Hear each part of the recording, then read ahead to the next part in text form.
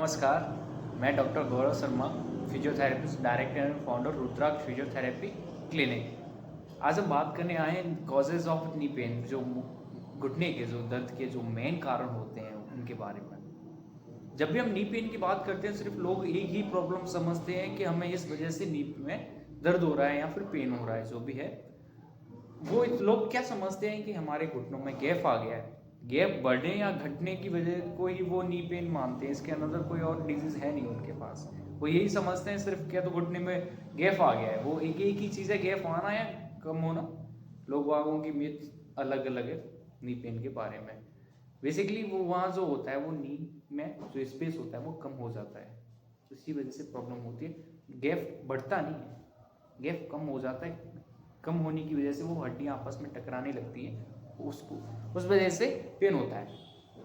लोग यही समझते हैं कि हमें नी पेन जो हो रहा है वो गैप आने की वजह से या गैप कम होने की वजह से हो रहा है। Every knee pain is not same. हर एक नी पेन एक जैसा नहीं हो सकता, उसके अलग अलग फैक्टर होते हैं। इसी वजह से हमने जो आज के जो वीडियो का जो टॉपिक है, जो टाइटल है, वो हमने यही रखा है 5 कॉजेज ऑफ नी पेन। चलिए शुरू करते हैं। हमने यहाँ पर 5 कॉजेज रखे हैं नी के, जो मोस्ट कॉमन जो कॉजेज हैं हमने उनको रखा है इसमें। तो 5 कॉजेज की बात करें तो पहला कॉज है ऑस्टियो ऑर्थराइटिस।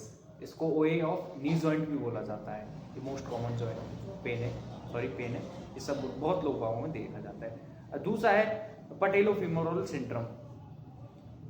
तीसरा है लिगामेंट इंजरी, ACL टीयर या फिर MCL टीयर जो होता है, वो तीसरा कॉज है। चौथा कॉज है मेनिकस टीयर या फिर इंजरी। और पांचवा है टेंडोनाइटिस। ये क्वाड्स और हैमस्ट्रिंग जो मसल्स होती है उसमें होता है। पहली कॉज की बात करें, ऑस्टियोआर्थराइटिस, ओए ऑफ जॉइंट, नी जॉइंट। ये बहुत कॉमन कॉज है। ये मोस्टली सभी में देखा जाता है और यह एक एज के साथ देखा जाता है। ये एज से रिलेटेड है। ये आपको 50, 52, 53, ये 50 प्लस क्रॉस में आपको ये मिल जाएगा। इसमें क्या होता है कि इसमें गैप जो होता है घुटनों का वो कम हो जाता है। ये ऑस्टियोआर्थराइटिस है। ये ऑस्टियो माने होता है बोन, हड्डी, और आर्थराइटिस का मतलब होता है घिसना, हड्डियों का घिसना। एक एज के साथ हड्डियों का जो है जो घिसना स्टार्ट हो जाता है। पटेलर फ्यूमोरल सिंड्रोम या कॉन्ड्रोमोलेशिया।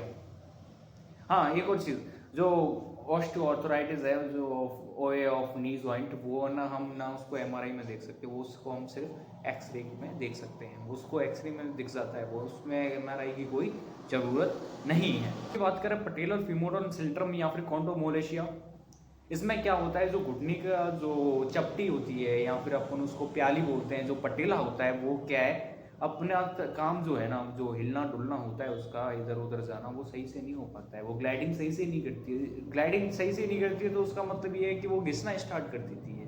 घिसना स्टार्ट कर देती है तो पटेलर फीमोरल सिंड्रोम होता है। वो आपके वो जो जॉइंट होता है, जो पटेला होता है, उसके अगली बगली या चारों ओर नाउन में वो दर्द आपको फील होने लग जाएगा। यह होता है, ये यंग एज में होता है, 30, 35, 25, इस एज में होता है।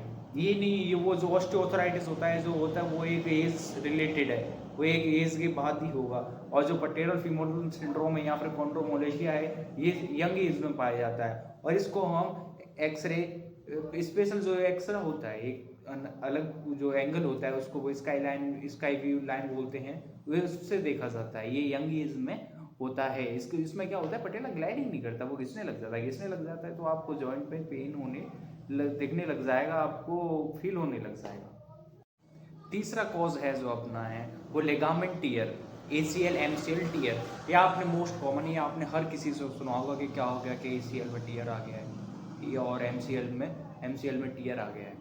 ये जो है ना, ये जो MCL टीयर है, वो सिर्फ अपन MRI में देख सकते हैं। अपन ऑस्टियोआर्थराइटिस या फिर पटेलोफिमोरल सिंड्रोम को हम एक्सरे में देख सकते थे।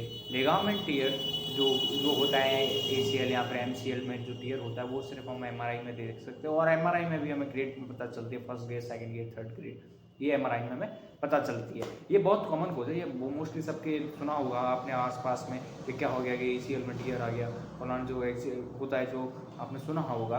और ये लिगामेंट जो ज़्यादातर ये दोनों लिगामेंट ज़्यादातर टीयर होते हैं, ये दोनों लिगामेंट।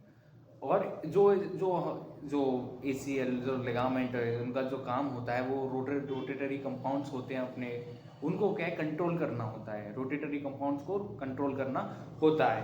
अगर जो हमारा एक पैर है वो अचानक एकदम ज़मीन से गिरा, ज़मीन पर अचानक से आया और मुड़ गया, उस इतने में ही अपना जो है ना ACL टीयर हो जाएगा या फिर MCL टीयर हो जाएगा। इसको ना ज़्यादातर स्पोर्ट्स इंजरी भी कहा जाता है, ये स्पोर्ट्स पर्सन में ज़्यादा देखने को मिलती है। चौथा जो अपना कॉज है उसको बोलते हैं मेनिकस इंजरी या फिर मेनिकस टीयर।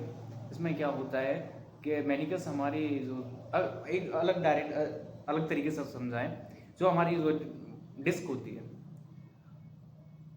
होती है वो वर्टिब्रा में एक कुशन का काम करती है, गद्दे का काम करती है। ऐसे ही जो मेनिकस है वो हमारे फीमर और टिबिया के बीच में एक कुशन का काम करते हैं। कुशन का काम मतलब उनको, कुशन का मतलब होता है एक गद्दे का तरह, गद्दा होता है वो गुदगुदा होता है, ये दोनों बीच में होती है, टिबिया और फीमर के बीच में होता है। जब इस कुशन में टीयर स्टार्ट हो जाने लगता है तो उसको मेनिकस इंजरी या फिर मेनिकस टीयर भी बोलते हैं। और चौथा है टेंडोनाइटिस इंजरी। टेंडोनाइटिस इंजरी ये क्वाड्स और हैमस्ट्रिंग में होता है, ये बहुत कॉमन मसल्स में इंजरी होती है।